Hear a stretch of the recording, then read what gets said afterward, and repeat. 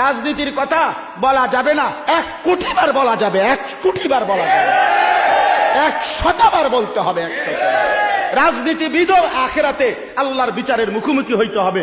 ওরেও জাহান্নাম থেকে বাঁচানো দরকার, ওরেও জান্নাতের রাস্তা দেখানো দরকার। এমপি মন্ত্রীও তো বাঁচতে হবে, কথা বলে না কেন?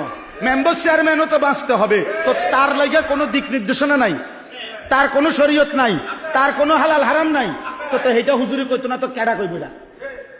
এটা আমেরিকার প্রেসিডেন্টে কইব নাকি? তো বলবে না কেন?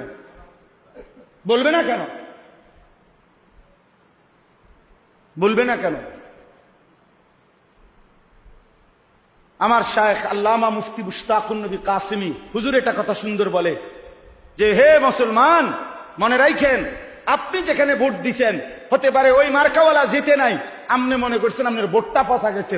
হুজুর বলে না, দিনদার ইমানদার আল্লাহ ভীরুকে যদি আপনি এই রায়টা দিছেন, হতে পারে আপনার ভোট পড়ছে কিন্তু আপনার ইমান ঠিক হয়ে গেছে, আখিরাত বাইচা গেছে, আখিরাত বাইচা গেছে, আখিরাত বাইচা গেছে। মামুলি বিষয় না, ইসলাম সব বিষয়ে দিক নির্দেশনা দিবে। এটাই ইসলাম, এটাই পূর্ণাঙ্গ, এটাই কমপ্লিট কোড অফ লাইফ, এটাই পূর্ণাঙ্গ জীবন বিধান। অতএব আপনারা সকল বিষয়ে ওলামায়ে কেরাম থেকে দিক নির্দেশনা নিবেন, বলেন ইনশাআল্লাহ।